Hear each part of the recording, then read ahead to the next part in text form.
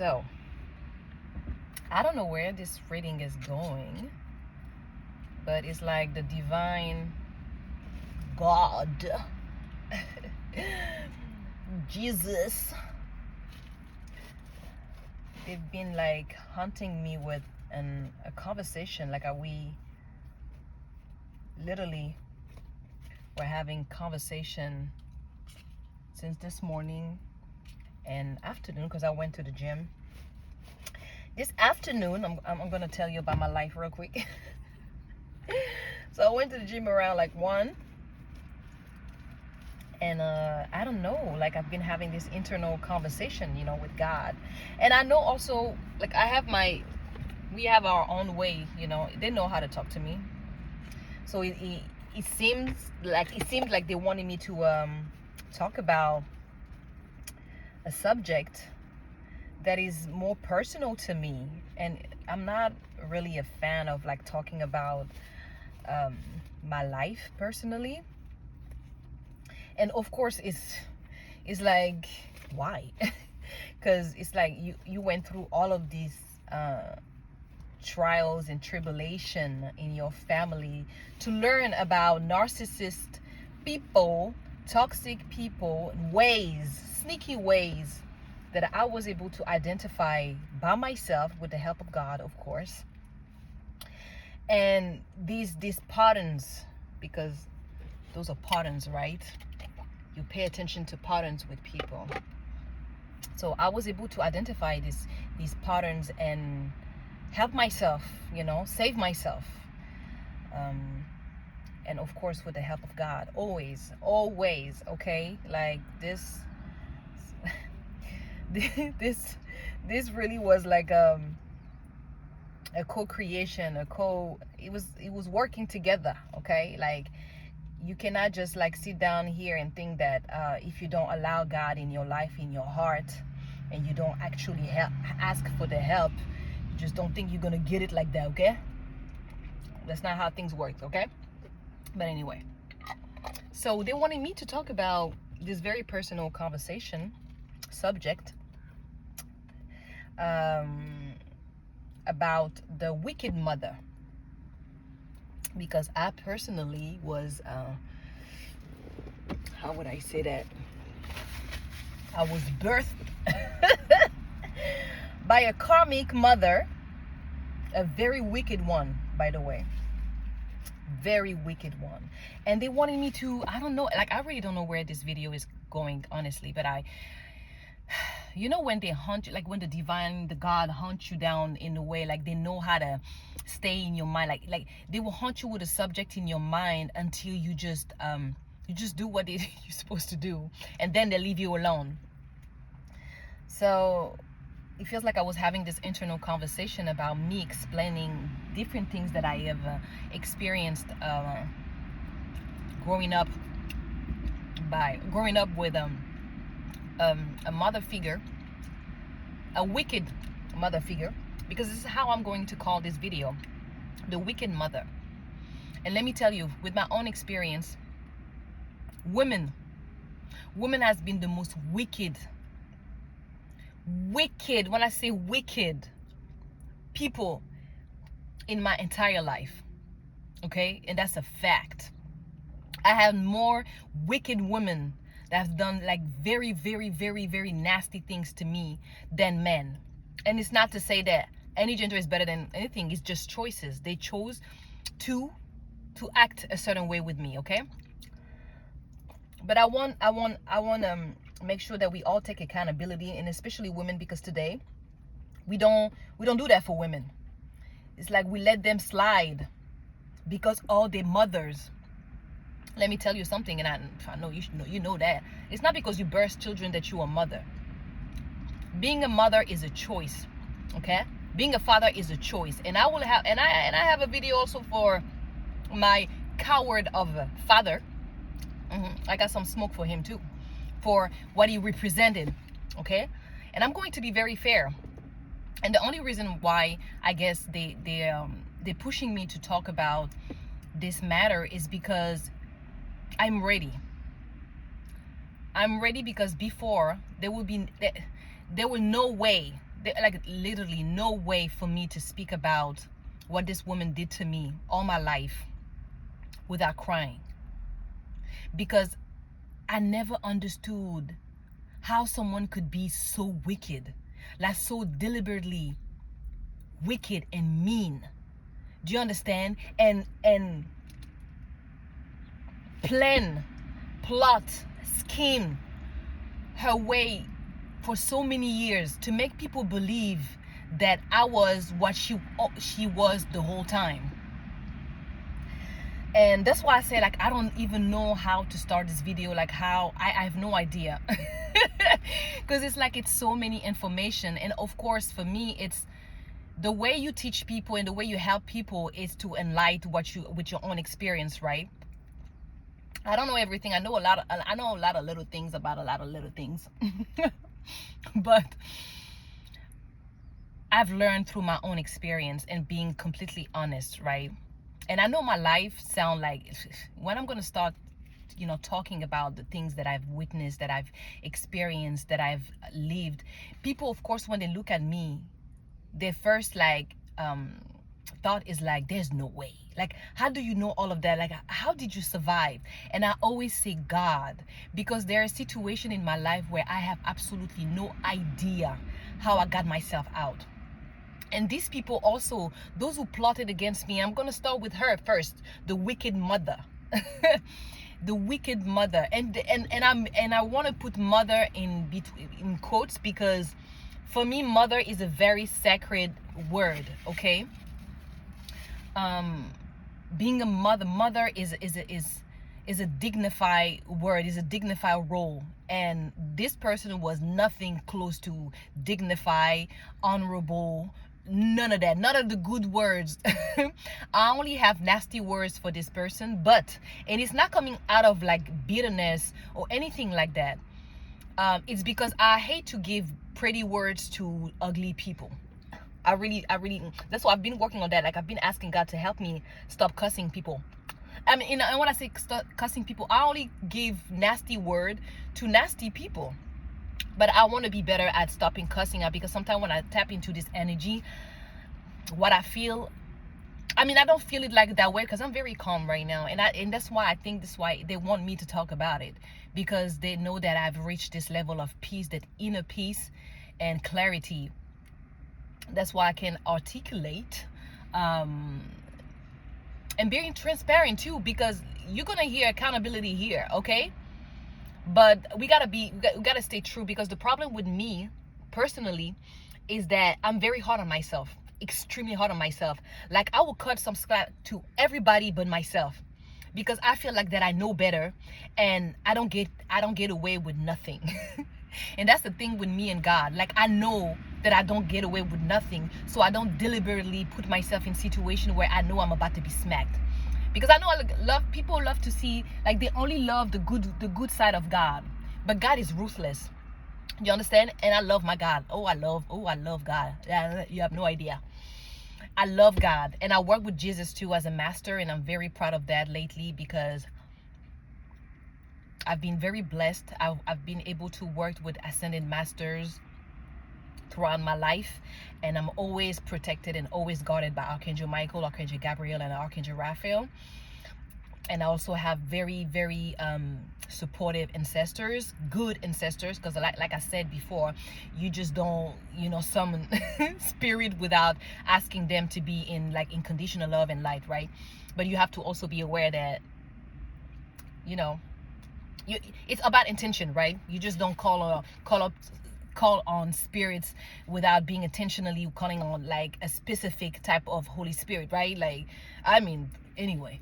But I've been blessed enough to, throughout my life, I was able to, God allow certain spirit to work with me, guides, masters, ascended masters. And right now I'm in this phase where, I mean, I always love Jesus. That's a fact. Like, I always love Jesus, okay? Like, and I grew up in a Muslim family, okay? And I know for certain people, like, they don't know that. They think like Muslim don't believe in Jesus, or that's not true. Okay, but now I don't consider myself like religious. I don't like anything. I feel like I've grown to despite religion, because of how people portray it, because of the hypocrisy that I've seen throughout my life. I grew up in a Muslim family. I also had a lot of Christian, and I put all of it in quote because for me, none of these people believed in God. And everything is about faith for me. For me, it's about your personal relationship with God. When you look at me, you will never think, because people will just stop at assumptions, right? They just look at you and assume everything under the sun, like everything that is easy for them to believe. And they all also go, it really depends on their own state of consciousness and their own, the level of their own intelligence and wisdom, right? You can only meet them, they only meet you where they're at. So the understanding is limited, or they think like someone who has faith, someone who believes in God should look a certain way, okay? But I'm going to tell you stories about my life that will make you change your whole perspective. I've lived different lives in one lifetime, and I'm 35, okay? But people assume when they look at me, because I look young and because I don't look like my story, I don't look like the things that I've been through, that I don't come with any type of wisdom, any type of intelligence or anything like that. They're like, and I'm gonna give it to them. Yes, I do not look like my trauma, because I actively worked, purposely worked, intentionally worked to not look miserable, because I hate to look miserable. If I want better for my life, I'm going to wake up every day and do what I have to do to be in this energy, even if when it's hard, even when it was hard. My goal, my purpose was always to represent God, to look good, to try my best with what I have, to look proper, okay, because of my personal relationship with God.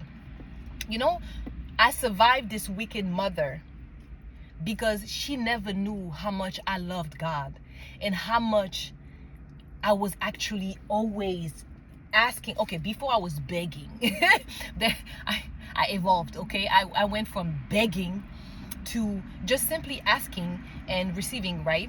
But even when I was begging, of course, I was receiving the help that I needed. But my point is that all of them, and I'm gonna start with her because I don't want to I don't want to make this video kind of complicated, like over the place, because I feel like I'm receiving a lot of download and at the same time right now. So I'm just going to chill and let's go with the flow, okay? But I want to focus on this video about the wicked mother. The only reason I survived her is because I was shielded, but also, of course, God, I was shielded, but also because my willingness to know the truth and to see God was so strong. It was something that I held so close to my heart when I was younger. Like, people never assumed that I will pray every day. Every day I will walk. I grew up in France, okay? I grew up in France, in the project in France. The project in France, okay? So just imagine you as American, like Section A, the whole, do you understand the energy of the hood, but in France. And you know what I've learned when I read the book of, what is his name? Tahesi Coates, something like that. I hope I am not. I know I butchered his name.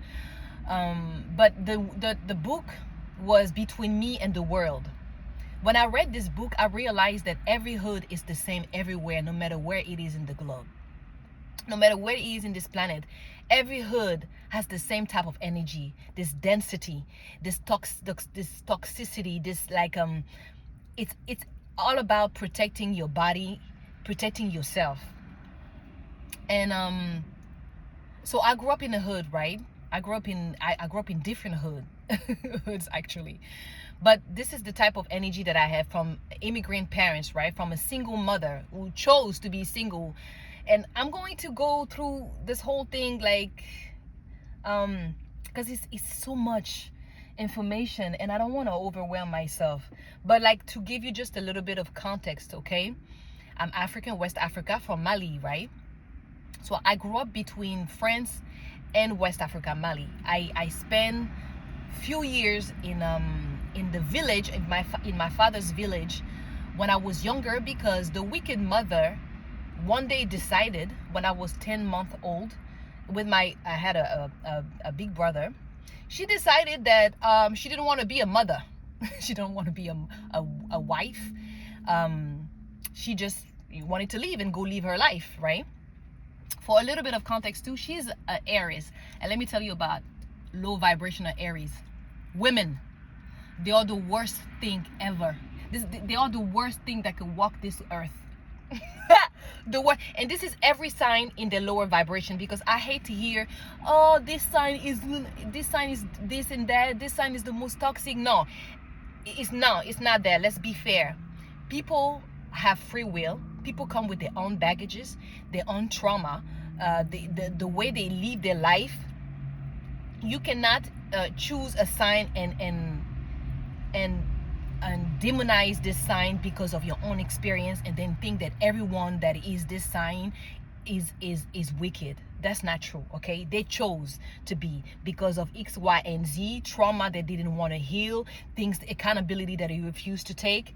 Okay, it's deeper than that. I hate when people just think that astrology, for me, astrology in everything in general, information, religion, everything is just information to me.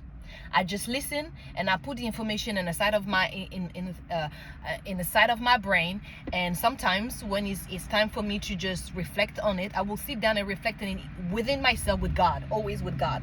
Okay, and I use my own experience. Like, I mean, I can't lie. Like, I can only tell you about what I've known and what I've experienced, right? And what I've witnessed, all the people observing, by observing people. So anyway, so back to the context. So this is a woman that grew up in Africa. That immigrate in an early age, and when she was like a teenager, to France, right? So this is someone who come with both kind of culture, right? Grew up in a Muslim family, and with like also, you know, in Africa, those who converted to Islam, they have this like, and I will talk about this conversation, because I think it's very, there's a level of hypocrisy.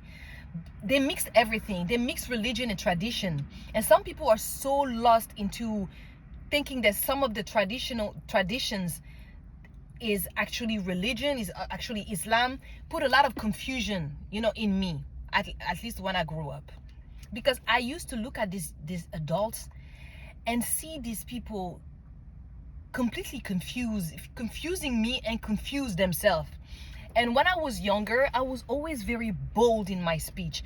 I will call out what I see. That's why I was beating a lot.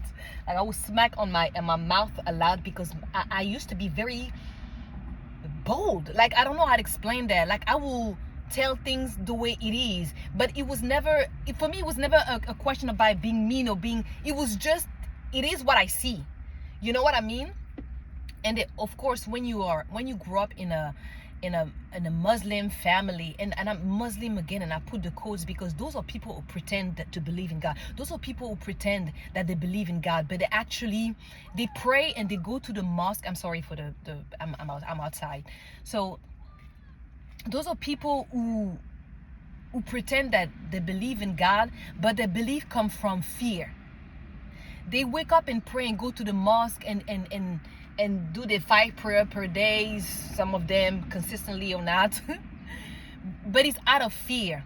Their relationship with God is because how they grew up. It's like, you have to do that. You know, it comes with like obligation. And for me, I don't believe in God because I'm obligated to believe in God. Do you understand? I really don't. I believe in God because I've seen what God did to me when I reached for his hand. I know what God did to me, and I'm gonna try not to be emotional, because when I speak about God, I'm really like, you know what I mean? Like, I get emotional because I love God. I love the divine. I love my team. I've seen what they've done for me. Do you understand? And the tough love that they gave to me. So for me, it was always disrespectful when I was looking at them, you know, as a teenager, and then as a young adult, throughout my life, in like observing family members, but also friends. And I'm gonna go there because I have video for everybody. Do you hear me? The fire is ignited, and yeah, I am here. Okay. But anyway, So I observed these people, like, I felt like they were obligated, you know what I mean? And I've seen firsthand the hypocrisy, how they were so, it was so easy for them to praise God, to say, oh, I like this. And also the Christian people, because I grew up with Christian friends, and you know what I mean? For me, I never had any problem with that. You know what I mean? It was, you say you believe in God, you believe in God.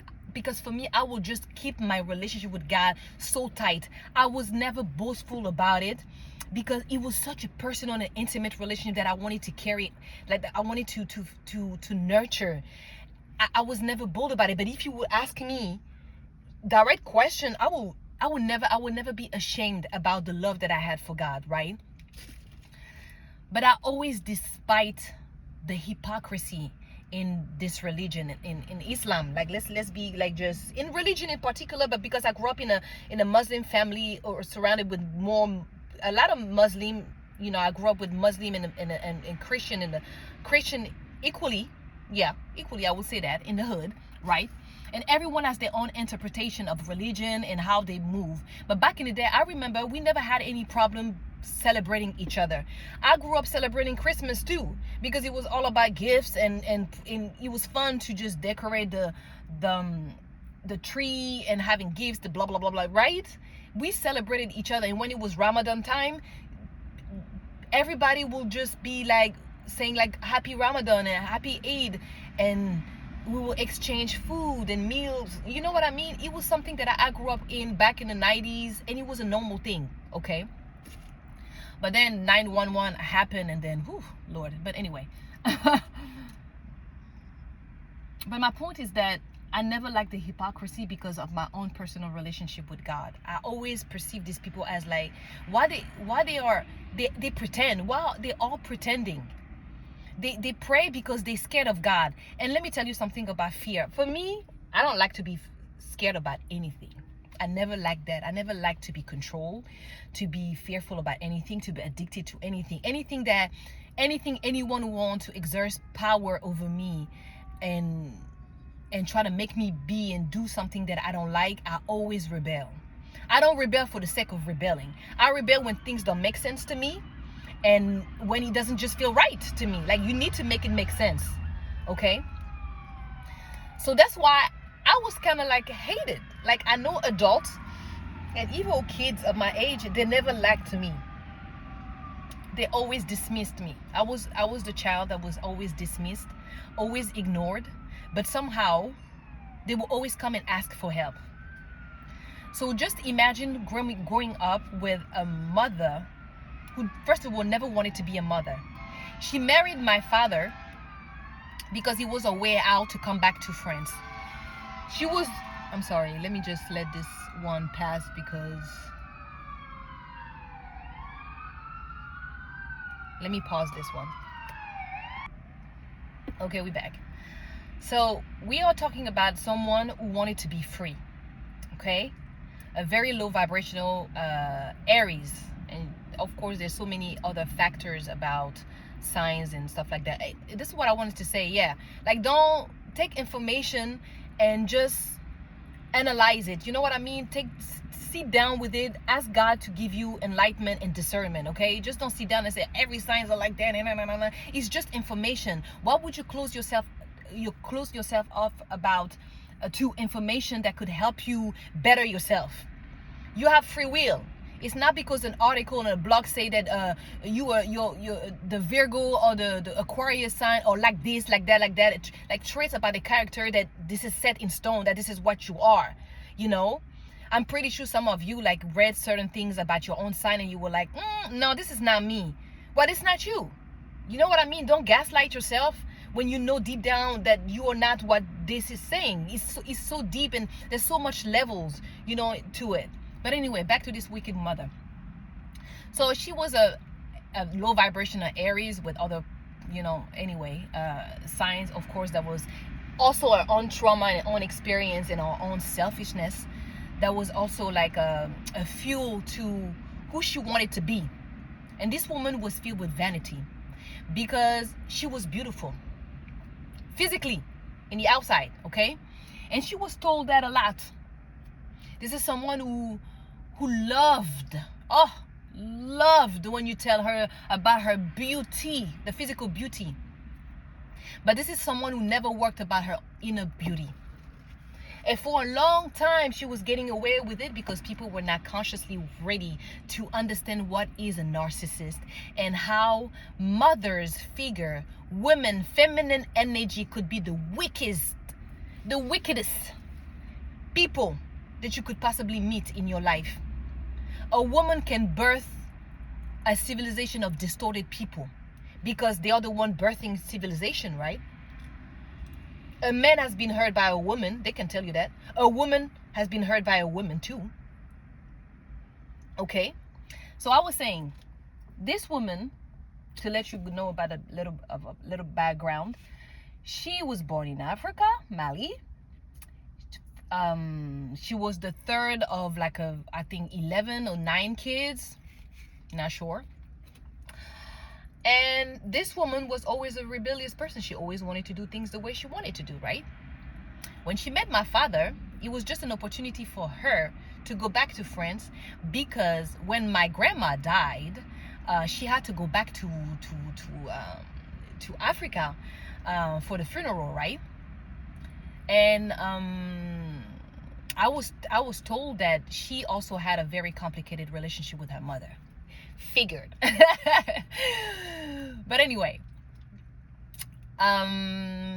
so she found a way to come back to France when she met my father, who was also coming to France. I don't know the detail. I'm just going to give you what I remember and what because there's so many layers, because we want to talk about the archetype of the wicked mother, the narcissist, the wicked narcissist mother figure. So this woman was always selfish. She never wanted to be a mother. She wanted to do whatever she wants. She wanted to be admired. She wanted to be seen. Her obsession to be seen was so deep. And I can find compassion. And let me tell you, it's because I find compassion that I can explain the situation better. But you will never make me get out of accountability, because I was born from a wicked and a karmic mother. Yet very early in my age, I asked God to make sure to never that I never become like this woman, because even very early I knew that I didn't want to, that she was not a role model, that she was not someone that I want to be. Never.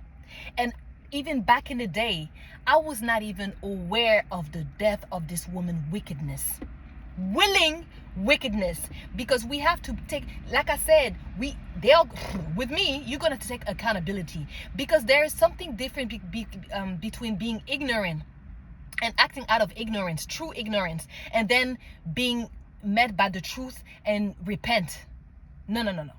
We're talking someone who has studied the occult. We're talking about someone who sit down and look for witchcraft, who look down and study different things, so she can manipulate energy, manipulate things and people. So people are looking at her as a beautiful person, someone who's generous. This woman spend more time, more energy and money making sure to build this illusion. And that's why Jezebel spirit there, because she's all that. She's a Jezebel spirit. She's a wicked and karmic mother. Okay? And she is the definition of Jezebel spirit. Oh, and I'm going to tell you how she embodied that Jezebel spirit to the core, like pure.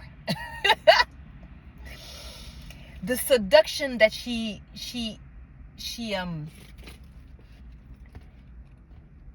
created something, a persona. Because these people, what they do is that they get inspired by divine feminine energy. Okay?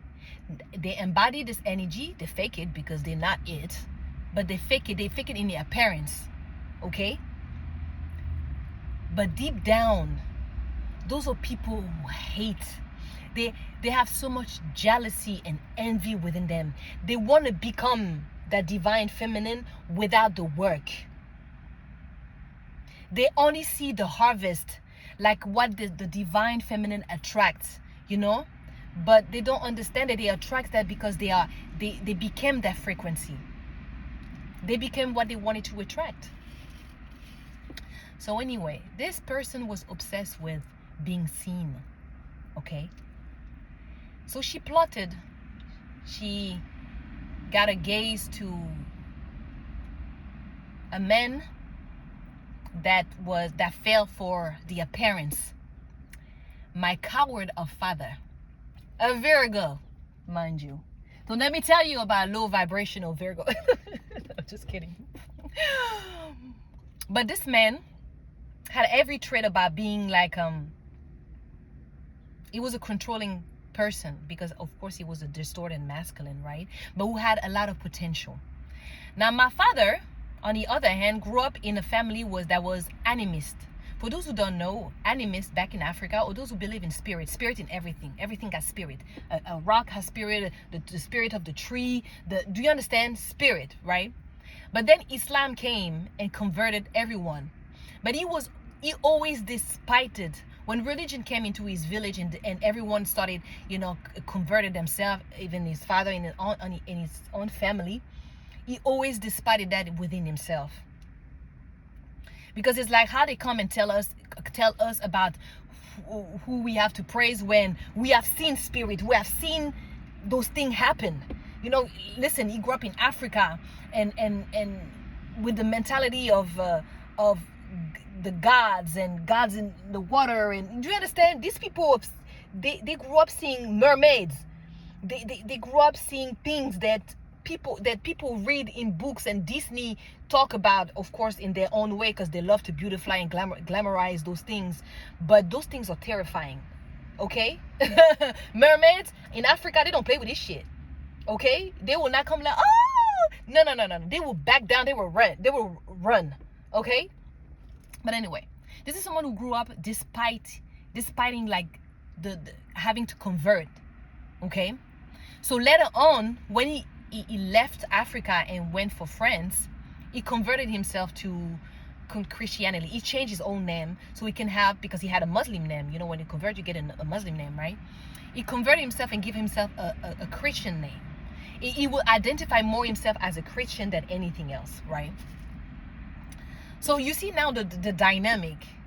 Like, she grew up in a Muslim family, but she was never a believer. This woman was obsessed with the world, the 3D world, okay? And this man had a very distorted way of masculinity, in a sense, like he was more like a controlling person. Yes, he wanted to be a father and a husband, and he saw this young woman because they had a very big age gap, right? And he saw someone that he can groom, right? Someone that he can build a family with. He truly believed that. And this woman made him believe that. So they got married, they became friends. And this man wanted to do everything for this woman. She said she wanted to be a nurse. He gave the money so she can go to the school, but then she didn't do it. She will go outside. She wanted to be outside. She wanted to be seen, and I'm pretty sure she heard from left to right, oh, you're so beautiful. People who filled her ego. Nothing inside. And then she has this man who wants to be home. Okay? This is someone who think about stability. Okay? That's a Virgo, that's an earth sign. Everything is about money. It's someone who's willing to work hard, and I can give that to him. My father was a hard-working person. Do you understand? This was the man that would wake up at 4 a.m. He was a truck driver, right? Always working. Always working. But he started building a level of bitterness that made this man a coward and a cheater. And of course, I am not excusing anything, but these two were not compatible. She had a goal. She wanted to come back in France. And once she got stuck with him too. And of course, he's older than her, so he's trying to build and groom her to be something that she was never in the beginning. a wife, a mother figure. Okay, someone who's willing to work in a relationship. It's not about her, because once you are in a relationship, it's no more about you, right? Because if you want to make it all about you, you have to stay single. So this man is trying to teach her things because he's older than her, right? And my father used to be a great cook. He taught me how to be a greater cook. Okay, he's taught me structure, cleaning of it. And let me tell you the contrast between these two. This is a man who loved things a certain way, very set in his way, but also have a level of hypocrisy because he was a cheater too. Okay, and it's deeper. I'm not gonna go there because I know there's different layers that I am not aware yet, and I know I will learn more truth as I go. And I don't know if I care, because I'm at that point where I've done so much work on myself. But anyway, back to the story. This man tried to groom her, try to help her to be a wife. He would teach her how to cook. He would tell her how to do things. But because he was saying things in a distorted way, he was very controlling. And you try to control a fiery energy who wants to be outside, who's outspoken. Okay, so just imagine the fight between these two. I remember when I was younger, and they were already divorced, but I think I was probably like 5 or something. Oh my God. I don't know if there's so much going on with the story. There's so much like details about it. But okay, anyway. I remember they used to fight a lot.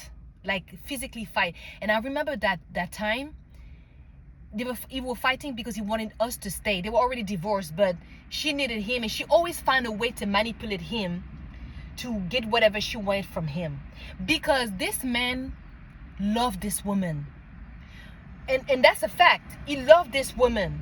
Everything that he wanted that he did for this woman, even though it was distorted, it was deep down because he really loved this woman.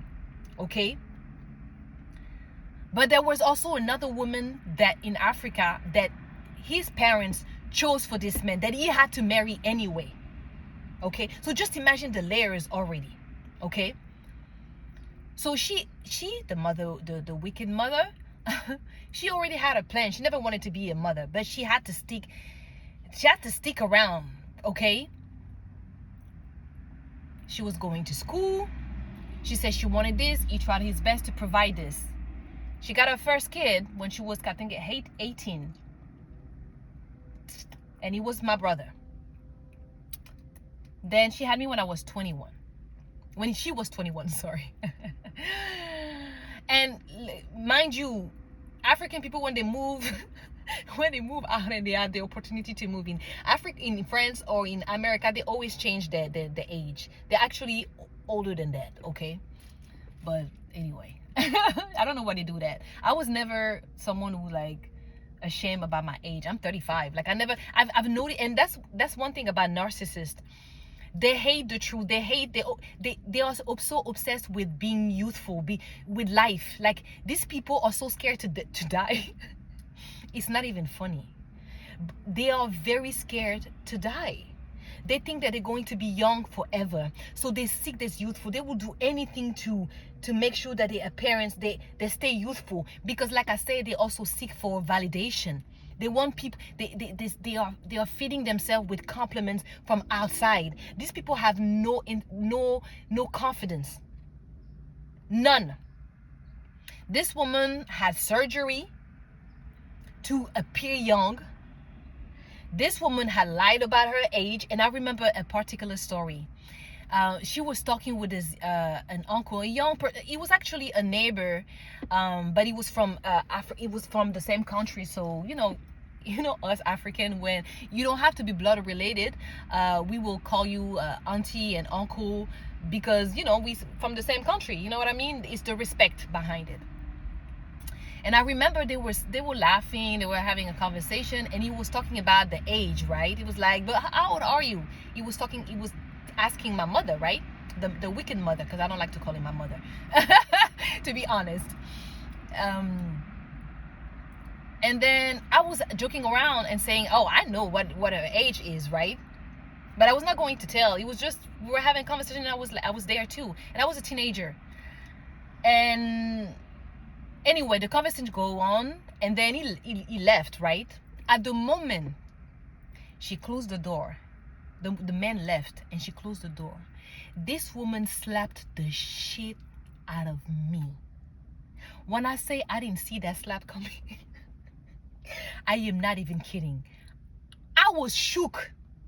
And those are many slaps like that I received throughout my life because I said something that is the truth, or that was going to threaten the identity that she's portraying to people. So she slapped the shit out of me. And she said, "You talk too much. Don't you dare tell anyone about my age."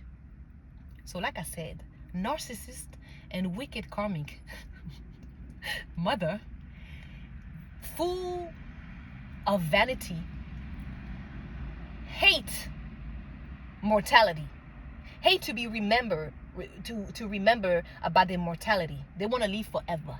They want to be forever young. These people will waste time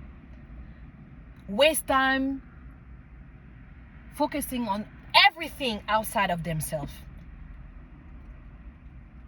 They will run away from themselves, run away from God, looking for eternal life, when eternal life is only with God. But hey, don't get me started. Anywho, so do you see already the dynamic between these two? They were not compatible, okay?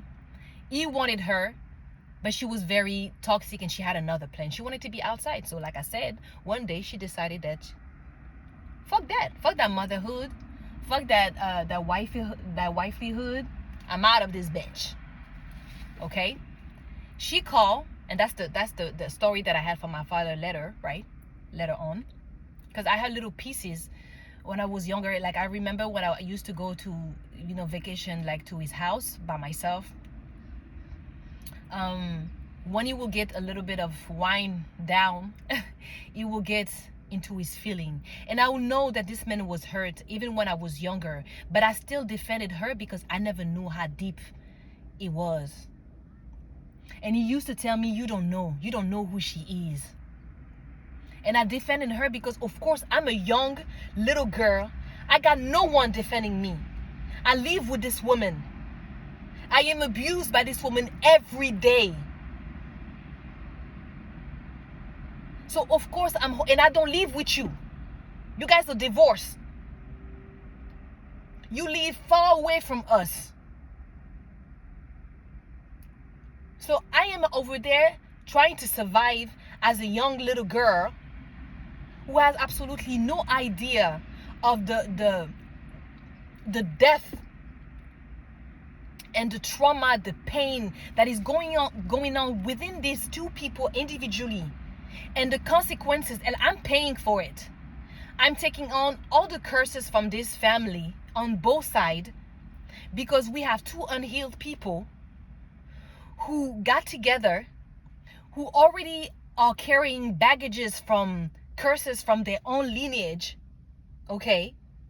And people who are not working towards healing, okay? Everyone is trying to control the other one. Everyone is playing games.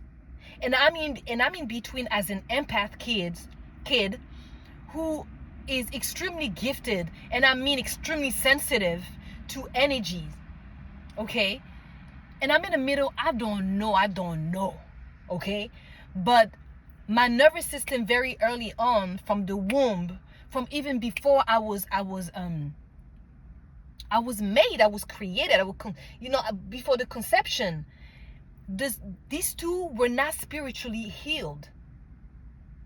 She got with him not out of love, okay?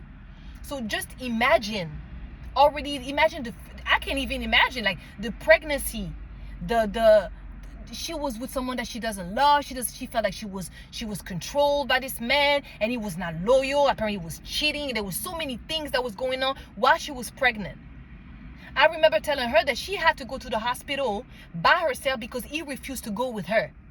Now, it could be the truth. It could be also a own version of the truth too. Do you understand? Because these two are liars, and everyone has their own version of whatever happened. Do you understand? I'm telling you what they told me, what I've heard, and my own discernment, right? So very early on, I was not loved. I was already dismissed in the womb, okay? I was already rejected. So when she decided to abandon us, do you understand? It was already creating something within me that I was going to pay for growing up. So she decided to leave. She called this man in a outside on the street, apparently, in the phone. You know those cabin, like those street phone back in the day. Back in the day, we used to have like phone in the street. You would put a coin, you know, to call, to make a call. Sorry. So that's what she did.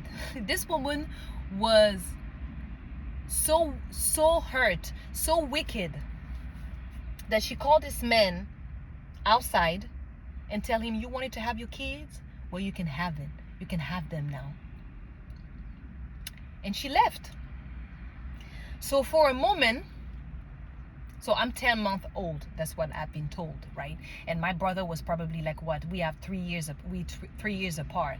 So he was probably already like two or three small kids with this man by himself who work every day.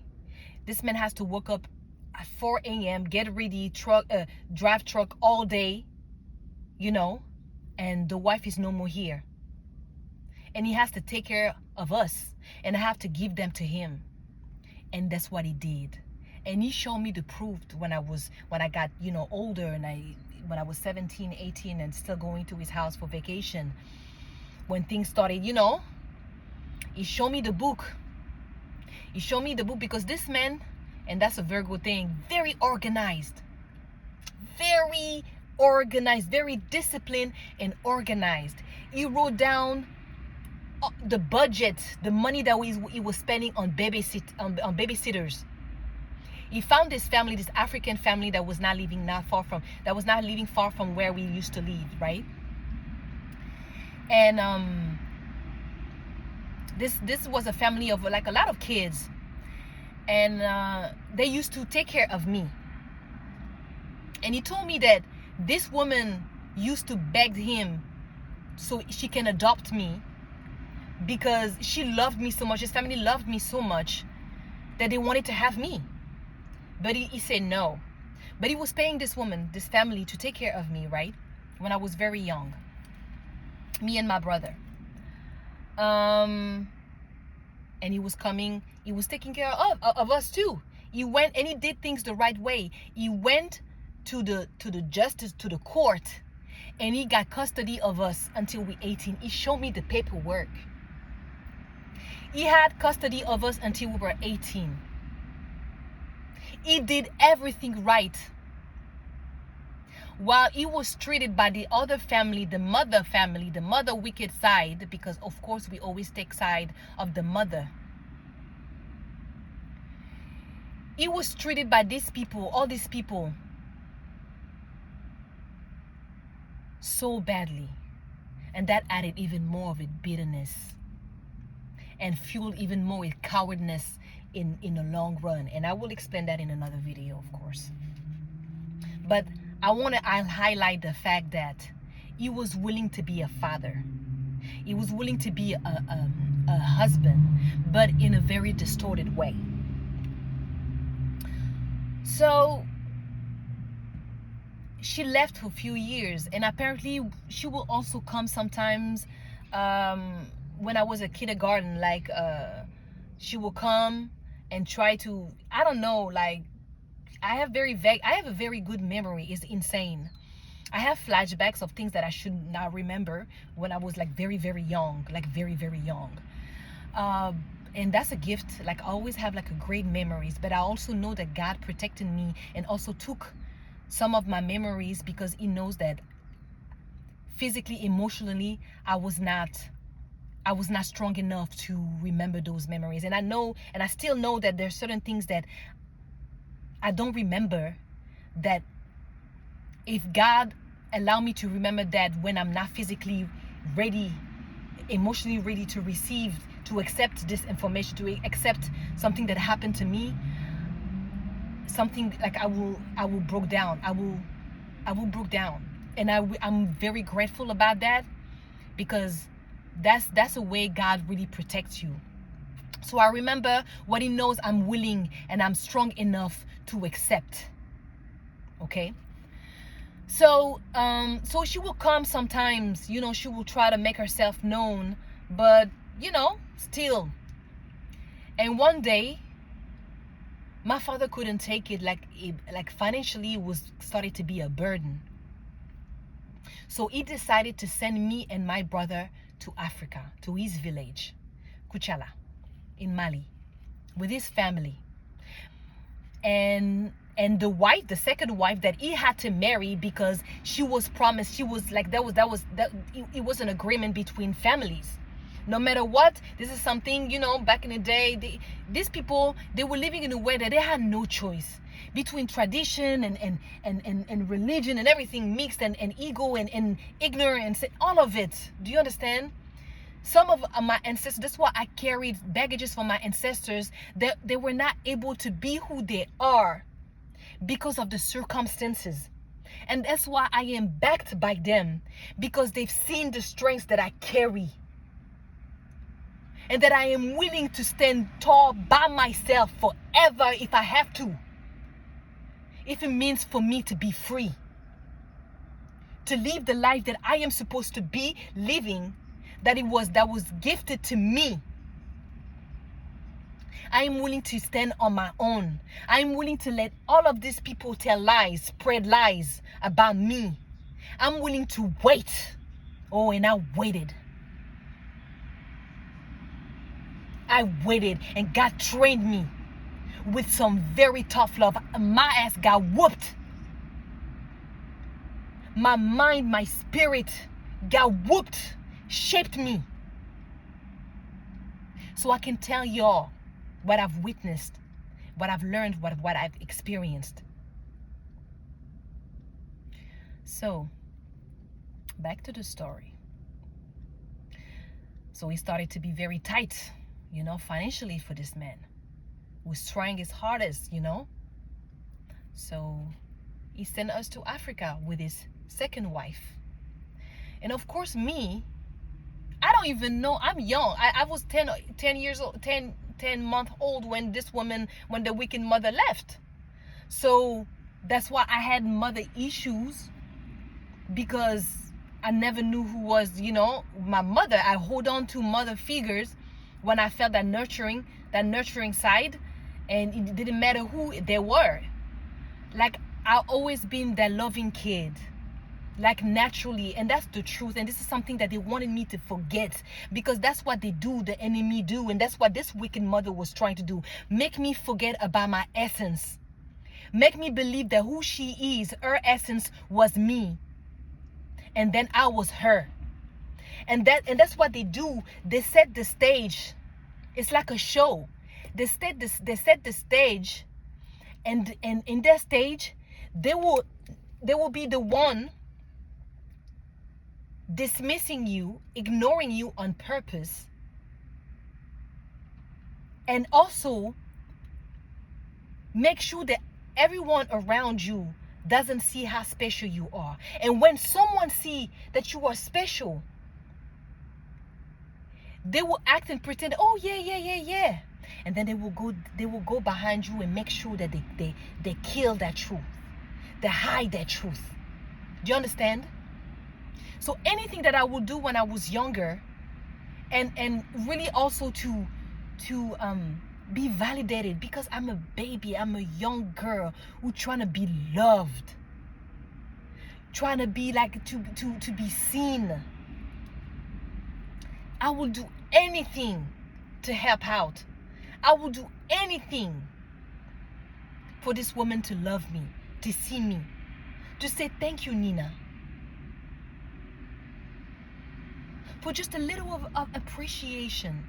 And let me tell you, I was cheap, because I would take even a smile.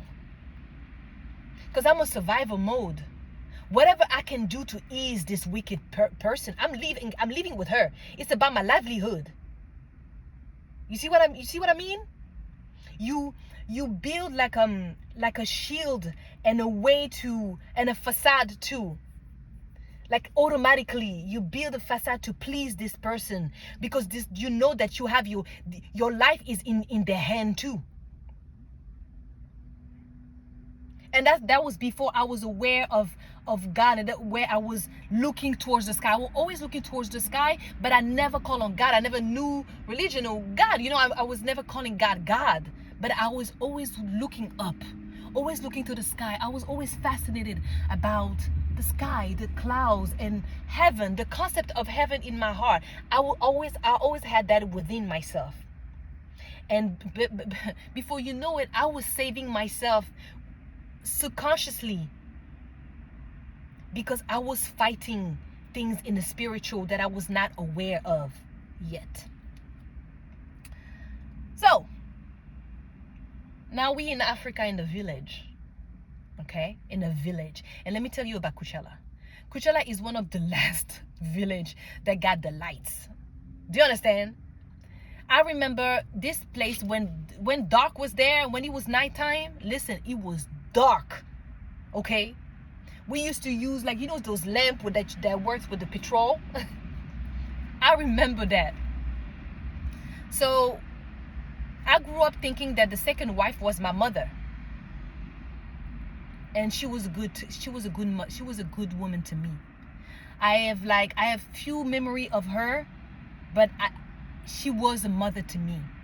My father stayed in France, so he worked hard, and he would send money to his brother, to his family, so they can take care of us. But of course, you already know, these people would take the money, and we were not receiving what we were supposed to receive, obviously. I remember that my grandpa used to send me to buy cigarettes for him. There was a lot of like supernatural happening when I was younger. And I remember he used to send me to buy cigarettes, like a little boutique back in the village. And I remember coming with just one cigarette, because they will buy cigarettes by the unit, right? So I would take the cigarette, and I would hold the cigarettes with my two hands. And then I will walk and go to him, and every time, I swear, every time I would go, that cigarette would break in two. And my grandpa would say, "But what did you do?" I said, "I don't know. I carried the cigarettes with my two hands. I don't understand." He would send me back again to the boutique and buy another cigarette. And I would come back three times with that cigarette broken. And I was trying to tell Grandpa, I promise you, like, it just broke. Like, it's not me. And I was trying to tell him that it was not me. Because things, like supernatural things, were happening in my life very early on. And I remember another traumatic event in my life, where my big brother, we were playing hide and seek, right? In the courts, in the family court. And before I even realized, I closed my eyes and I turned around. My brother is no longer here. This boy fell into the well. Is it well? Because in Africa, you take water from the well. Is it well? I hope I'm saying that right, because my English. It's still under construction, okay?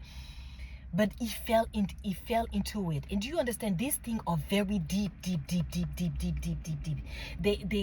dig to be able to find water. This boy fell into the well. Is it the well? I hope it is. And I remember screaming, calling my mother, like the one that I thought was my mother, call everyone. And I remember the whole village, the men came from everywhere. They came, and they had like those cord, like those how you call it, like those cord, like something, so someone can go inside and take him. And this boy hold on to the wall, because he didn't know how to swim. He hold on to the wall, with his might until the man came inside, all the way inside, to pick him up. And I always, when I grew up, I used to have nightmare about it, and I was always questioning the reality of this thing. I always thought, did it really happen, or it was just a nightmare? But I know it happened, because my brother grew up to be like, you know, back in the day they never really like diagnosed like autism and also dyslexia. He had a both of it, like he was like kind of retarded, and I'm not saying like in a bad, like this is how they call it before, like back in the day, right? But I believe that is the trauma, the spiritual trauma of that event. You know what I mean? Like, I don't know, I personally, I think that's what he was, because I never thought that he was a stupid person. I believe that he was very influenced. Like, he stopped growing up. He was like, he stayed into this youthful, youngish, even when he got 30, he turned in 20s and 30, he still had this very young mentality, because something stopped. For me, that's what I think happened. But anyway, so to be back to this wicked mother, you see the dynamic and you see the story, right? So guess what happened? After a few years, she received like a call. My grandpa, her father, called her from Africa, because guess what? This man used to take the bus, because he lived in the city Bamako, the capital. He used to take the bus to come see his grandkids, because first of all, we were his first grandkids, but I was the first granddaughter, and I was named after his first wife that died. And yeah, I was the first granddaughter, right? So he used to come all the way from the capital to the village to visit us. And one day he called her, like you know that your kids, like they are in Africa. Ha! Guess what this woman started saying? Oh, he kidnapped us. She went and spread the lies, told everyone that was willing to listen that my father is a wicked man, that he kidnapped us and sent us to Africa. That's why we over there. So she doesn't look bad, right? So what she did everything in her power now to save like her reputation, the face. Because now, like, how are you going to explain that these kids are in Africa all this time, and even before that, because no one knows, that you left the house, you left your wife duty and your mother duty to be outside, to be in the street, you know, to be pimped out, because oh yeah, this woman won and spread out that I am a slut, and I am selling my body here in America, that these people, they think that I don't know what they've been spreading about me, but I know. You wicked mother, and all the people who sat down with you and listened to your story and agreed, because they wanted to believe that I am the wicked witch, that I am the one that is not brave. I'm the one who's not willing to work, to take care of myself, to provide for myself. You guys hate the fact that I am willing to go work, use my hands and not my body, and not sell my body for money or anything for that matter. Because I could never. I am so proud. I'm a proud person, and in a good way. Because the truth is that I just don't want to be controlled by anyone. And I know how this world works. I know that if I sell that, you now are going to be in control of me. So whatever you say goes, and that I will hate that life. And I know me. Anything or anybody who try to control me, like I said, I rebel automatically. It's like automatic. I rebel, and I'm looking for that exit. So back to the story. So she had to like save her face. She had to save her reputation. So you know what she did? So she took a ticket and she went to Africa. Now whatever happened.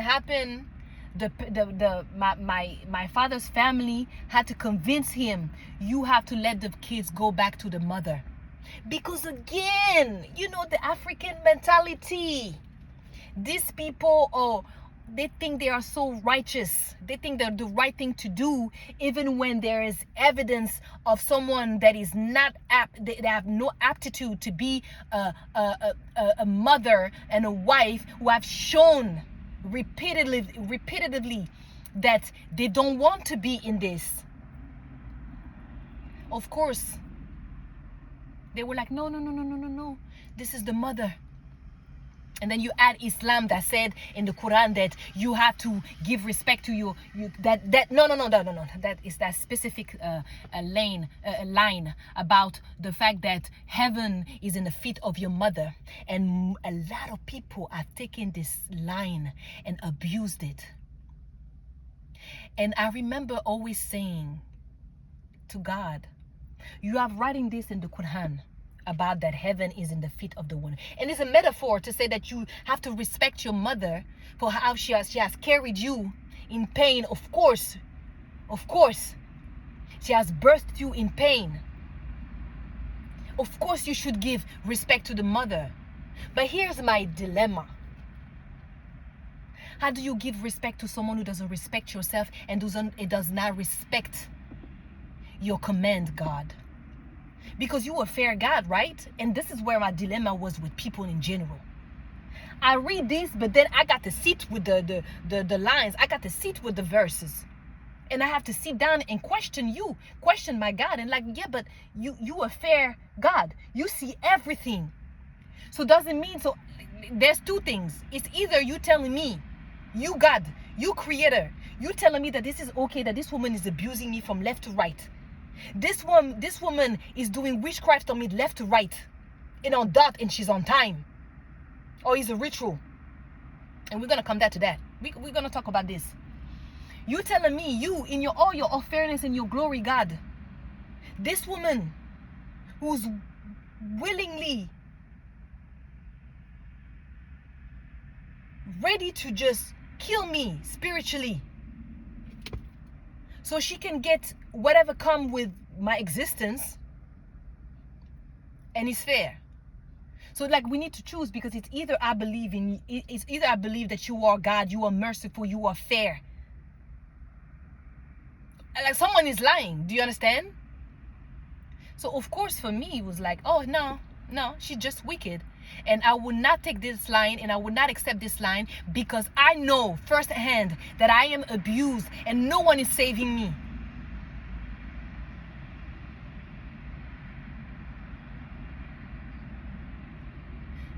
So she made this whole story up, came to Africa.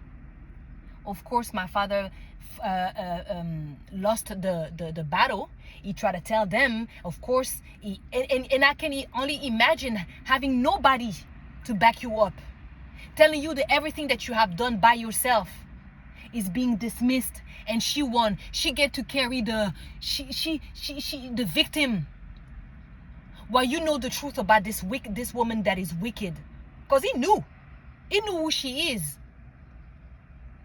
But there's also a trauma bonding about that made him even also slave of this woman's scheme and charm and seduction. Do you understand? Because it's deep. So she get away. Everybody get to believe that he is the one who's crazy, and I cannot tell you how many times I've heard from uncles and aunties, like, comments like, oh, your father is a crazy man. Oh, your father is a wicked man. Your father. And this man, in his own right, had to carry this baggage because he knew the truth. But no one was ready to see this. So he's also a victim. Hey, I can give him that.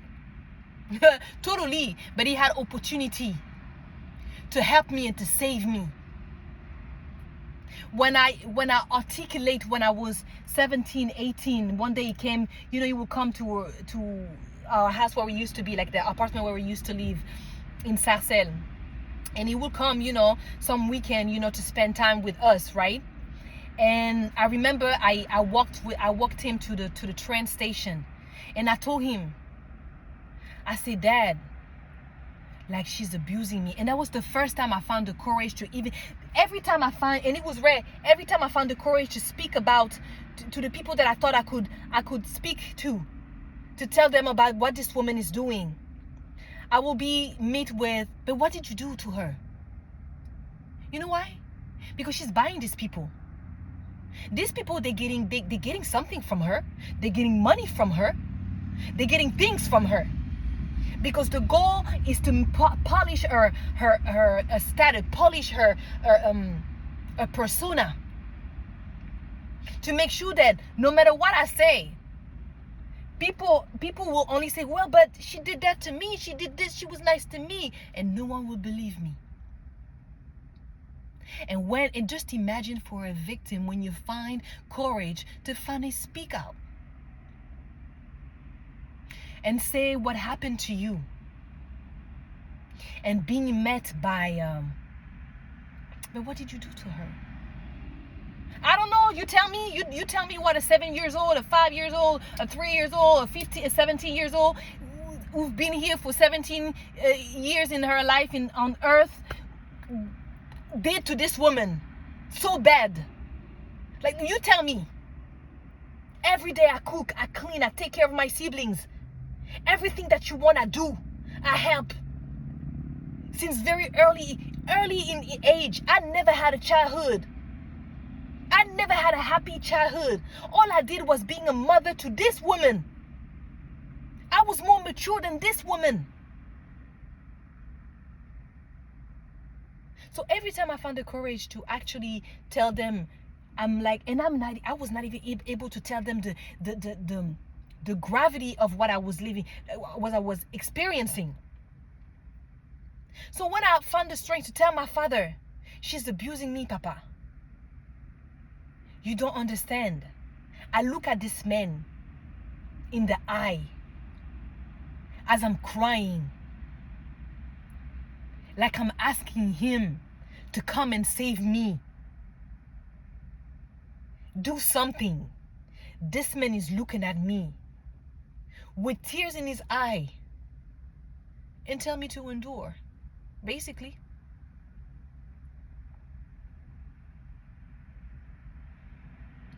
Like, this man is also trapped within himself.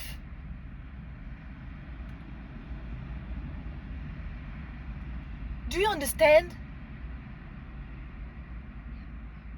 So, and even that, because trauma bonding, yet again, this is the only person who I think got my back, who knows who she is. And now me, I'm growing up as a teenager. Oh, the day I got my cycle, oh Lord have mercy.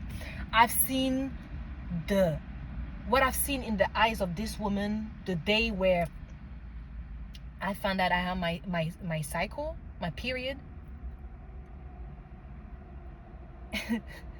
I swear to God. So I was in the restroom and then it happened, right? And she was about to go run some errand. And I caught her before she was leaving, and I told her like that, can you please get me some pads? I just had my period. And shy. I don't even know why I was shy. But somehow he's like, your spirit kind of know that shit's about to go down even deeper. Because now I'm being a real woman now. It's going to be level of abuse. You understand? Because at first, when I'm very young as a little girl, is being dismissed, is being ignored, is never being chosen, is no nurturing, no love. It's like I get more love from my aunties and uncles. Like, they used to love me. Like, I used to be loved by uncle and aunties, because I used to be very bold in my speech. Like, I would talk to them like they were my like we were the same age. But you know why it worked? Because I was very bold. I would tell them, like I said, I would tell them things that made sense, and for them, those who were willing to listen, well, they will get something from it. So they will always ask me, even young at age, my advice. And I was the type of person who would tell you, like, don't marry this woman. Now, if you don't listen, it's your problem. But I will tell you, this person is a witch. Don't marry this person. Oh, I dreamed about that. And I would just tell them. And they would ask me, how do you know that? And I would say, I don't know. I don't know. I just saw it in my dream, because this is one of my gifts. I have dream sight. I just dream things. God showed me things in dreams. And I just know shit. I just knew shit without even understanding. And before, when when you were a little girl, you are more, because you're more pure. So the spiritual world and the physical world is very thin. Like, your kids have this youthfulness, and they just see things, they just know things. You know what I mean? But they beat that gift out of me so much when I was younger, that growing up, I started being quiet. Do you understand? Like, internalizing everything, until it started giving me headaches, because I will not sleep. I will have scenarios in my head, things that I wish I could say. I will have scenarios in my head, like, how it is when you when you're angry and you feel so powerless. And the only way for you to have a little bit of power back is that you start having scenarios. You start fantasizing about another way, another version of what happened to you. That's how you internalize, and like, you kind of put this trauma in a box. How for you in your mind, you kind of beat that whatever happened to you, that trauma, the abuse. So I used to grow up having a lot of headaches, a lot of migraine, like very weird migraine. And I remember telling her that, like, was growing up, telling her that I have migraine. And when I was younger, and that I knew that before I knew that, I have like a little bump in my the left of my head. And for me, I thought I was born with it. Found out that nah, this woman. So before she abandoned us, when I was a baby, things used to happen to me. Accidents used to happen to me. For example, there was that one accident where a whole closet fell on me. And apparently, this whole closet fell on me, and my arm got broken, but I never cried. Like, I never cried. Or I felt on my head. That's how I got that bump. And same.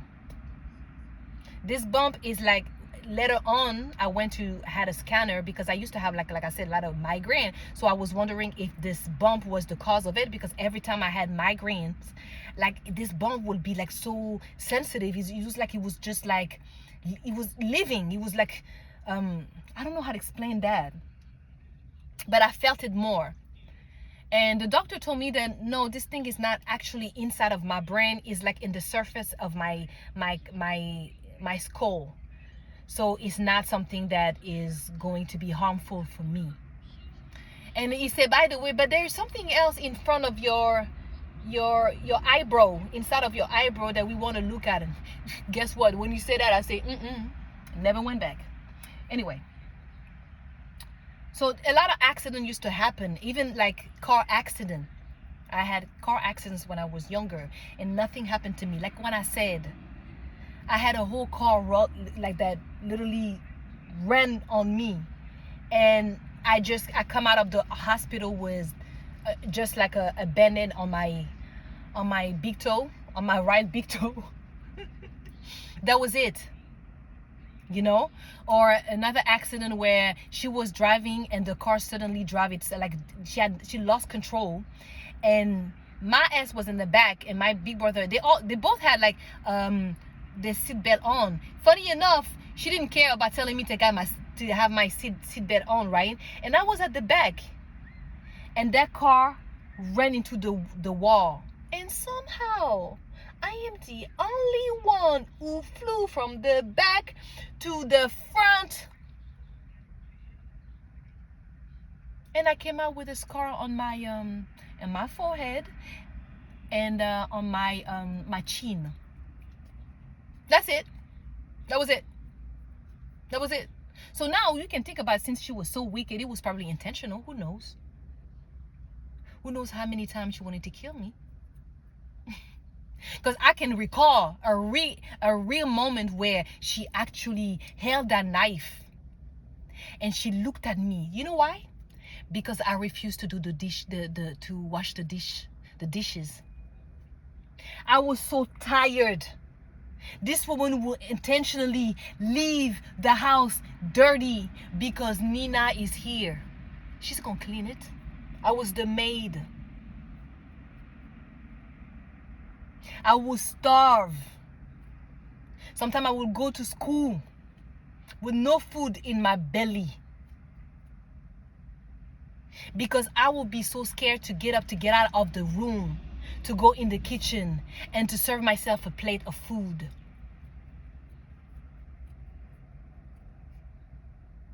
Early on, when I was in elementary school, all my schools used to be very close to the house. When I'm talking about very close to the house, like I would walk 5 minutes, 10 minutes, no more than that. Like 5 less. When I was in elementary school, it was probably like, it was behind the building that we used to live. We used to move a lot because, of course, you know, with the Karmic Wicked Mother, they're not stable, they're not mentally stable. So we used to move a lot. We never been stable. And I've seen that in my life as an adult. I constantly have to move to get out of places. Not because I want to, but because every time I think I find home, the disappointment. I gotta leave because it looks like I'm surrounded by wicked people who just want to control me and think somehow that they can. And they think that I will never leave. Oh boy, they wrong. So we used to move a lot, right? So I even carried that in my adult life, like seeking for home, seeking for stability all my life. And God told me how to find the stability, this peace within. And I had to go through wars to find that peace. And this woman fought hard to make sure that I never get that peace. But like I say, she underestimated how protected I was, because that's the thing, you know, it's the audacity for me. It's like you see with your 2 eyes when you're over there doing divination and trying to know what is going on, because this woman was gifted with divination. Because she want to learn stuff. She want to know. Because she needs to be here and plot and scheme stuff so she can get away. And she found it funny. Mocking God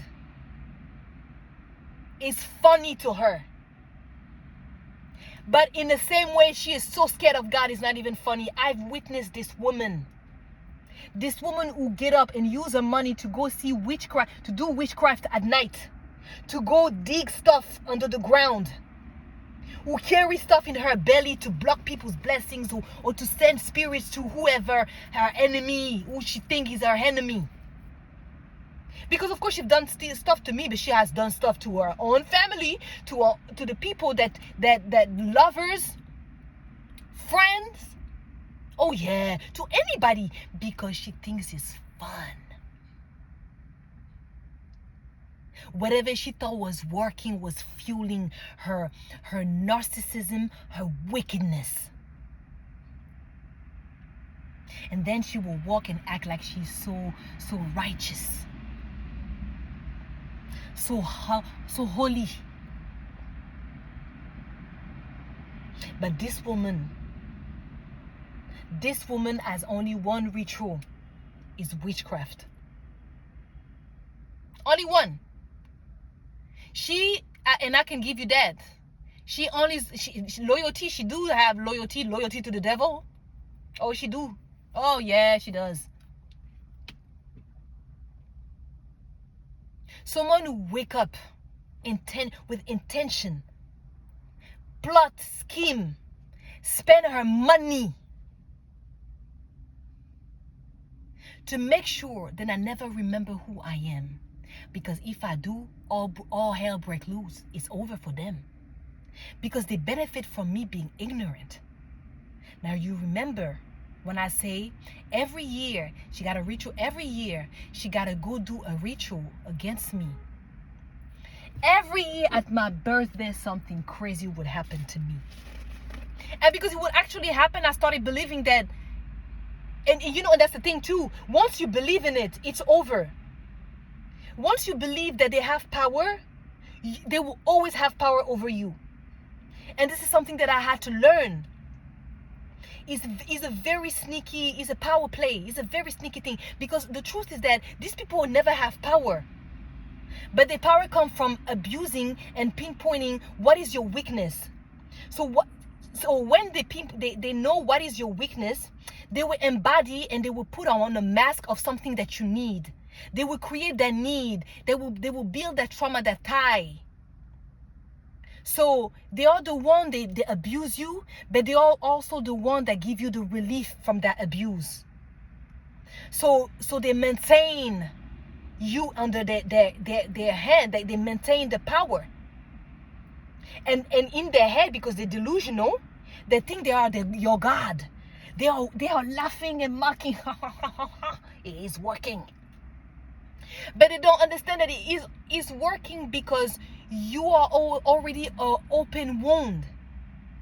You are already an open vessel that has so much trauma, and you are so focused on being in your victimhood that you are not taking the time to actually fuel your power, fuel your confidence, because you are surrounded with people who've been told to be in giving a role to dismiss you on purpose, to ignore you on purpose, to abuse you. You are being put in places they are not safe. This woman used to drop me into places in which something happened to me over there.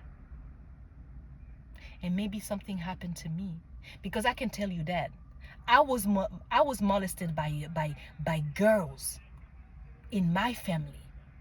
Before boys, oh no, I was sexually abused by women. Women have done the wickedest things to me. Women, okay? That's why I know what I'm saying. Yes, there were boys. Yes, there were men. But first, it was feminine figures, women, girls, okay? So, this is someone who is not someone that you cannot,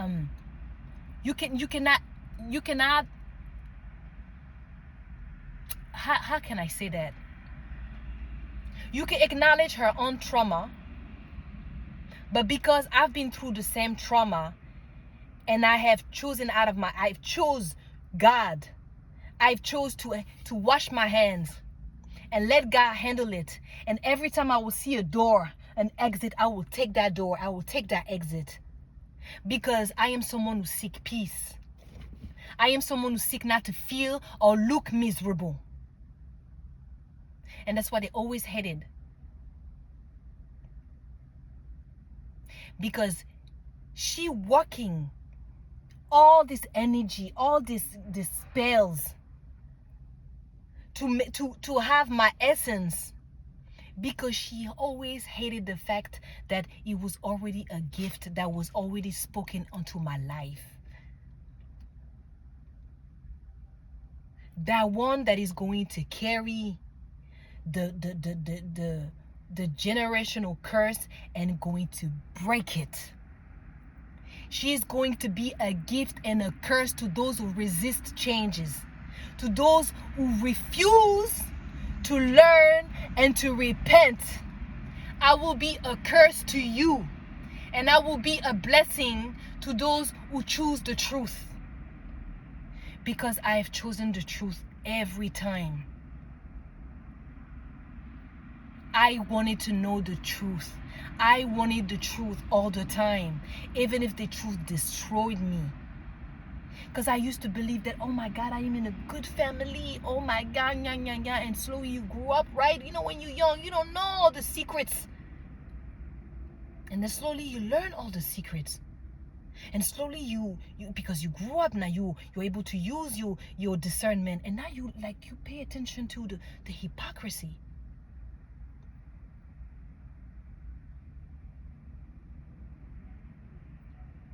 So this woman is not someone that you forgive and tell, yeah, come back in my life, I forgive you. These people don't understand that it was never about forgiveness with me. I forgave you. At the moment I saw who you were, I forgave you. You know why?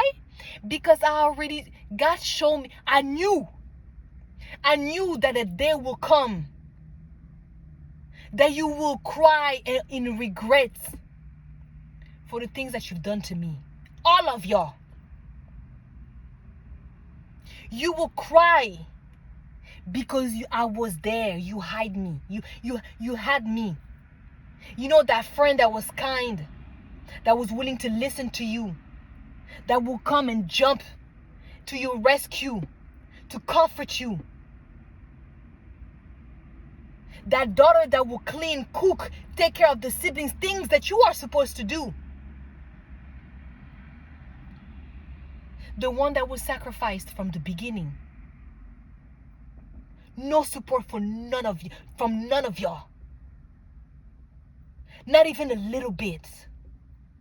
But your audacity, you sitting down and thinking that the one who forgive me all the time is going to take you back?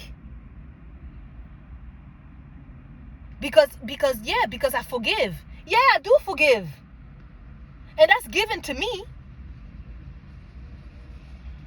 But thinking that you're going to be back in my life, that's how I know you have learned nothing. You don't know your God. You don't know my God. And you definitely don't know me.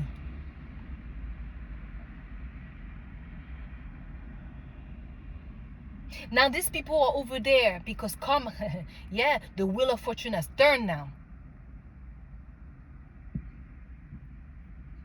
Nina took back everything. Everything. Every pieces of me, every pieces of my soul, every pieces of my heart, everything that I've given with sincerity, with genuineness. Because I could. Because I had it. I gave knowing that God will give me back. I gave knowing that, oh, I got enough. I have enough. Because God will always give me. Until God say, no more. We're not going to give you anything because you're just going to keep giving. And you have no idea the words that these people are speaking behind closed doors. You have experienced firsthand the abuse of this woman, but you don't know how deep this is. You don't know how this woman despises you. This woman hates you so much that every time you win a spiritual battle, she screams with so much anger.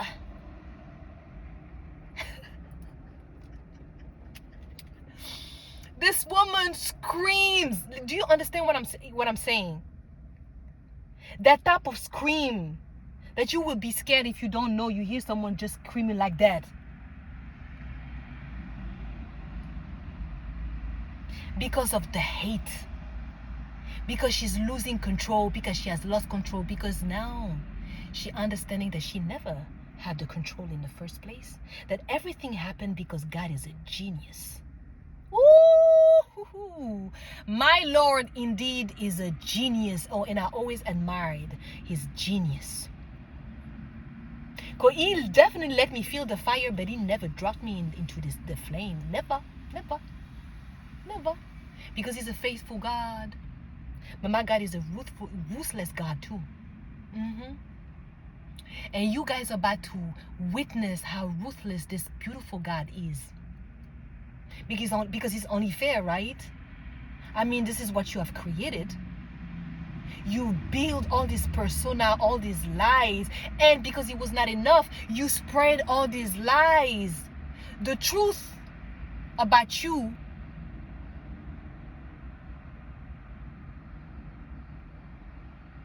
made it the truth about me knowingly, and I said nothing. I've said nothing. Gave multiple chances to this wicked woman, and I got nothing from her, because she got nothing. She's an empty vessel that is willing to be used by the devil and all his minions, because she craved for power. She was the perfect puppet for the devil. Vanity, ooh, yummy. Prone to narcissism, ooh, yum yum. Jealousy and envy. She wants to be seen. She wants to be one. She will lie for it. She will sleep around with married men for it. And I'm telling you, all these men who ever encounter this woman, oh, their regrets. The regrets. The regrets are so pure. I'm telling you, all these men regret the day they met this woman, because of the craziness that she's done, the obsessiveness.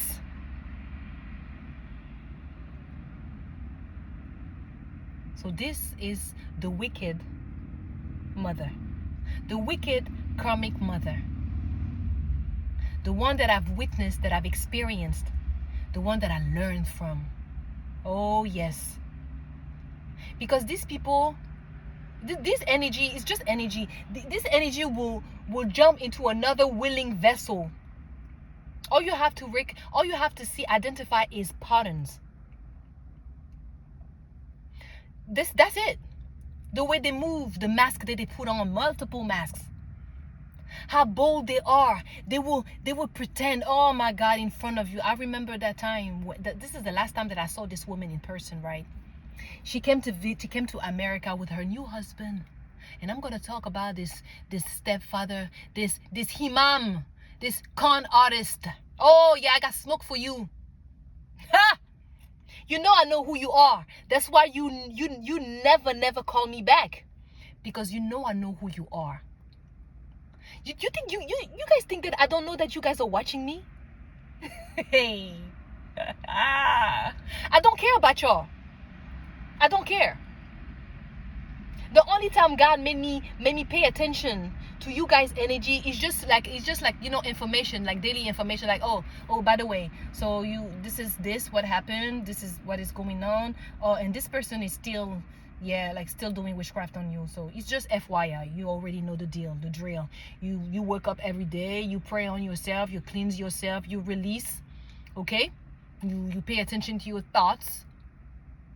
You pay attention to your body, to your feelings, and you rebuke everything in the name of Jesus. Amen. You know what I mean? I've been trained for this. I got slapped. I got whooped for this. This is just the beginning. These people are going to hate me. Because you wanted so much a reason to hate me when I've done nothing. Oh, but let me make it easy for you. Because the time where you were saying your side of the story is over. Now Nina has to speak now. Now it's time for the chosen one to speak. Now it's time for the abused, the scapegoats to speak. Oh, since you wanted to hate so much, let me help you. Let me expose you because, oh, I'm such a snitch. Oh, I'm a snitch. You know I'm a snitch. You always knew I was a snitch. I will expose. I've been exposing all of y'all. Until you beat me so down that I started hiding. And you thought, and you screamed victory because you thought I was hiding from you. No. I was never scared of y'all. I was never scared of y'all. Never. Because let's tell the truth. When you guys meet me in the spiritual realm, I always beat the crap out of all of y'all. This woman will come into my dream and try to fight me. Because let me tell you, the easy way to know who is someone, ask God to show you their form in the spiritual realm. These people in the physical, they got big house, they got money, they got this, people respecting them, people talking about them. Ooh, on the outside, they're all that. But I never cared about what you're showing. All I have to do is ask God, show me this person in the spiritual realm. And oh boy, they are so small in the spiritual realm. It's laughable. But guess who's big and mighty? Me. You know why? Because I am protected like that. I do not ask God to show me about someone so I can utilize this information and try to do anything harmful to this person, even when this person is doing something wrong to me. I'm asking for information and insight so I can get the fuck out. So I can move accordingly. Because I don't have it in me to fight y'all in the physical realm. No. But if you come meet me in the spiritual realm, you do gonna get this ass whooping. I mean, what? No. So you really think that in the spiritual realm I'm gonna be here and just let you beat me? Of course no.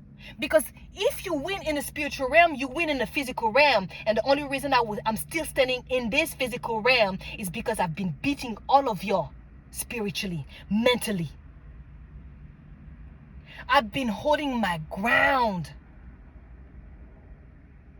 Because I'm not over there seeking to fight y'all. But you guys are the ones seeking me everywhere. In every realm. Trying to know what I'm doing, where I'm at, what is going on. Does she have what she's supposed to have? Did she get the money that she was supposed to have? Did she have the divine counterpart that she's supposed to have? Yeah, because these people, they be knowing. They know. Because God allowed them to know certain information. Because who is the genius once again? He's testing all of y'all. I'm being tested. You are being tested. The amount of wickedness that you were allowed to do, allowed. The word is allowed because you thought you had the power. No. You were allowed by God. God allowed you to do that. But you were never going to win. You were never going to win. It was never a thing. You winning over me with your wicked intention was never going to be a thing. And that's a fact that now you are forced to accept. But you've been told. What is the surprise here? Are we really going to act like, oh, you didn't know? You see, that's why I'm ruthless with these people. That's why there's no second chances. That's why there's no you coming back into my energy ever. Not in this lifetime, not in any lifetime, not in any reality, any dimensions. No way. No way out. You will never find a way to me. You wicked mother, every one of y'all that let yourself be utilized by the devil and mocked me, laughed while you saw me cry, and spread so boldly and so proudly. You see, she's not anointing. She thinks she's all that. No, you thought I was all that. You believed I was all that. Me, I just wanted peace. I was never trying to compete with none of y'all. I just thought we were the same. until I saw that you were not. And I bounced. And because I said nothing, you utilized my silence to spread those lies. You went and said your side of the story. And you distorted the whole thing so you can appear as someone who was the victim. Because it was so easy to say that, oh, Nina is the wicked witch. Oh, she's wicked. She's doing stuff in the dark. She's doing, yeah. Because I'm not saying anything. I'm in my corner and I'm just minding my business. So, of course, I have to be the one who's summoning demons. And if I was, well, I'm terrible at this shit. Because in 25 years, I've gained nothing but lessons and lessons and lessons. But because I know that free will is a thing, I've utilized everything. And I've asked God to help me. And because I've seeked for God, God gave me the support.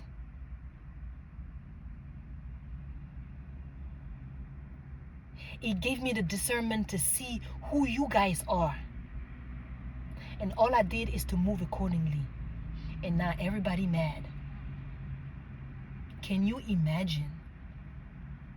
Wicked Mother is mad. Wicked Mother is mad because now we can see that she is the wicked one. And she was always the wicked one. It was never me. Of course it was never me. But, I mean, I tried to tell y'all. But you the uncles, the aunties, the friends, you the siblings who sat down, the cousins who sat down and believed everything that this woman said. You the friend who made up all kind of stories about me. All of y'all have absolutely no choice but to stand on business. You know why? Because I'm going to stand on that business. Because if I don't come back to y'all, it means that you guys were the one that was wrong. And I have every intention of standing my ground and staying exactly where the fuck I am.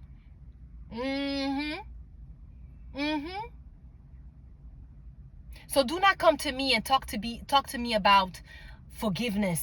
Oh, she's not forgiving. She don't give second chances. No, you go and you ask God for that. Okay? I'm not God. Like I said, y'all made me bigger than what I was. You thought that I was trying to be that big and mighty to your life.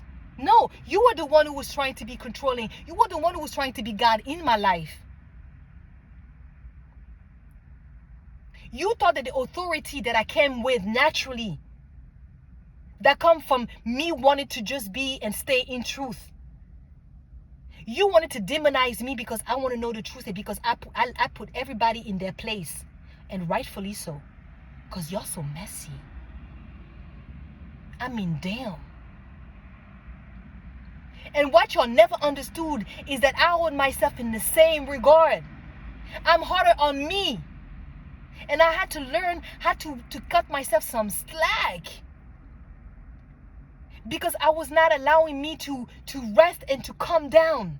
Always tensed.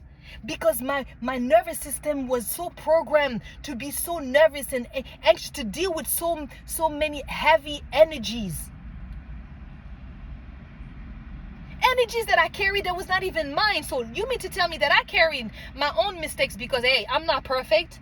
I've made mistakes too. I've seen. The Lord knows. He saw me. But I never did something that I knew was harmful to me twice. Because I don't like to be miserable. I'm not like y'all. I don't like to be miserable. I truly want to be in peace. And that was the line that was drawn between me and y'all. But y'all want to act like I was trying to be to act like I'm better than y'all. No. I just wanted to better myself. And that was a problem for those who are lazy. Completely lazy. Don't care about nothing.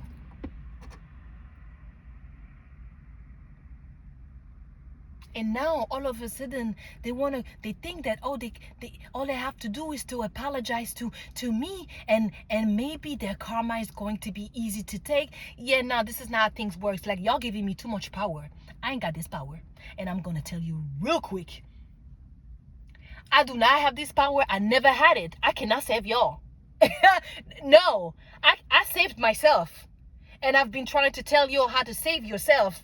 And if you were paying attention, you would know. Like, I mean, this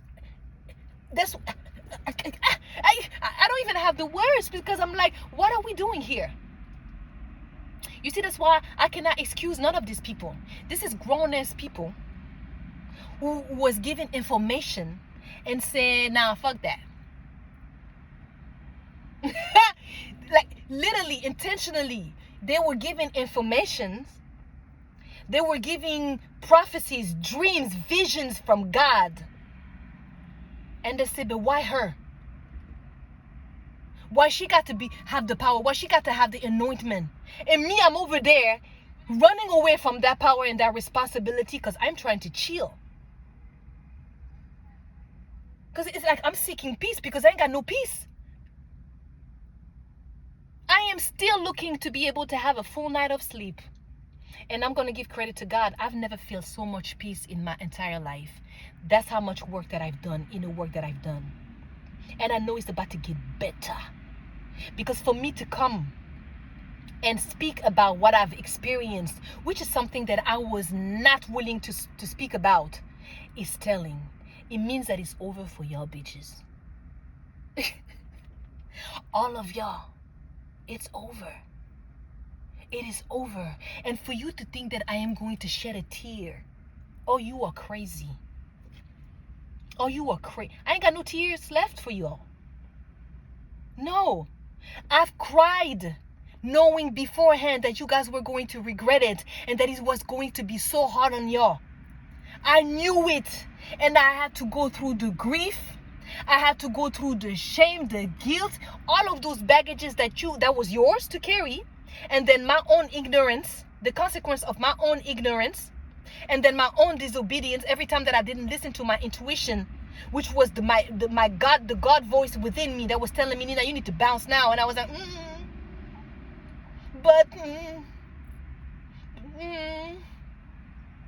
huh? When he will give me dreams, and then I will be like, and let things play out, because I'm a very patient person. You know, I will hate to be wrong about the right person. So I'm patient. Patiently getting slapped. Patiently being disrespectful from left to right. Patient. That is the God within me. God has been patient with y'all. He tested all of y'all. He showed you guys what it can be if you guys work with me. If you guys help me. He showed you, you wicked mother. If you nurture me, if you help me, if you nurture my gifts. Because I used to be talented in everything, man. I used to be good at everything.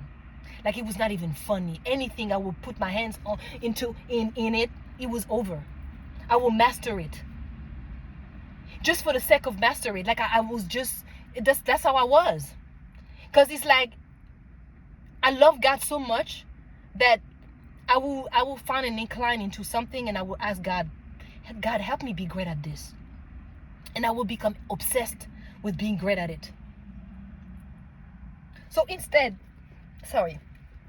of nurturing me, of working with me, man, all I wanted is to work. All I wanted is for you guys to work with me. Work with me. I want you guys to eat. I used to have a list of names of people that I want to build for, that I want to build a house for, that I want to give this money, that I want to give the car. I used to have a list of family members and friends that I want to help, that I can wait to give to. Oh, poor naive me. I know God was looking at me like, this little girl, if we don't shape her, they're gonna kill her. I mean, this is what they're doing. They try to kill her anyway.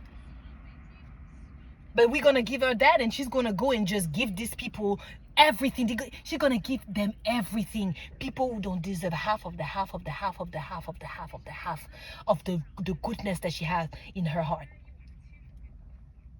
I'm over there thinking about people that I want to save. I'm over there trying to take the whole world in my shoulder. First them. I'm over there being the friends that I never had. I'm over there being the lover that I never had. Even the perfect stranger that I never had the luxury to have. Because people, no manners, none. And then I say, nah. But after a lot of having to endure, when all you guys had to just work with me, all you had to do is to accept the prophecy, accept the vision, accept what we could build together, so we can all be happy. But no, defying God is a ritual for y'all. Defying God is like a hobby. Y'all just so bold, and bold in all the wrong ways. Do you even imagine? I knew beforehand that you guys were going to regret it. But you guys were so arrogant. You thought that I was going to be the one regretting leaving y'all behind. But you knew I told y'all that once I leave and I don't come back. But y'all thought I was playing with y'all. And same for this wicked mother. She thought that I was because I gave her so many chances. I was like, oh, maybe she changed. Last time I saw her, like I told you, it was in New York. She was married to this new young imam. Someone would call himself a imam, but it's a con artist. Someone who speak the name of Allah, speak Allah, Allah everywhere, right? Would say that help people. Oh, you. Back to you. Oh, I have some smoke for you. Don't worry. I might have a video for you. But I can give you this little segment. Huh? Those who have the Quran in their hand.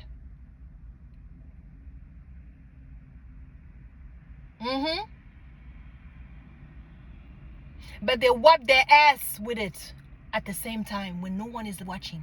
Ha! Hypocrites. Hypocrites. I don't even know how you guys are bold like that, man. Pretending to guide people. And I give you space in my heart. I give you space. I mean, all my siblings call you Papa. And you saw the anointed, but you got jealous. And you too were tested. And that's why you're losing your gifts. Your gift of seeing. You are losing it. Because you defy another child of God because you thought you could be the only one. You couldn't believe that someone was also that powerful and not even conscious yet. This is like me, like 50%, and I'm being very nice. This was probably me in 30% of my capability, and even there, I'm not even a 100%. And Lord, I know God wanted me to be. That's why He humbled me so much. That's why He made me go into understanding what unconditional love is, compassion is, but truly, not the fake one. You know, the one that got boundaries, the one that can still take accountability and still say, okay, you were the victim, but how this behaved you and whatever you said also was conducive for these people to treat you a certain way. You know, not to excuse the abuser and then shame the victim. No. But to understand both sides with complete transparency. Oh, God is the greatest teacher. And I'm a great student.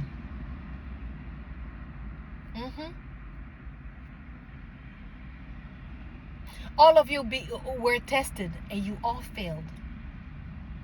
You all failed. I'm here to tell you, you all failed. You did. You failed. Now, I'm not saying that repent is not, hey, it's a free will. It's a free will. You have free will. You can repent. But that repent doesn't mean you coming back in my life. I do not have the power to save your ass. Do not think a second that coming and saying sorry to me is going to give you the grace that you, is going to give you the comfortable bed that you can lay on. No, no, no, no, no. You will be haunted by the same demons that you sent towards me. Because I rebuked those demons. I whooped their asses. I did. Now they have to go back to you because you're the one who summoned them, not me. I don't summon demons. I don't do that. No, I don't do that. You do that. Yeah, you do that. And then you hide and you pretend that you are so holy. And you go to the mosque and you do go to the church. And at night you go dig the ground and put stuff, put spells, writing names. You guys are wicked. Anyway, it's been 2 hours. We need to stop there. But you know the spirit. And yeah, I think my next video is going to be about the cowardness of the father, the coward father. And yeah, we'll see where it's going to go, honestly.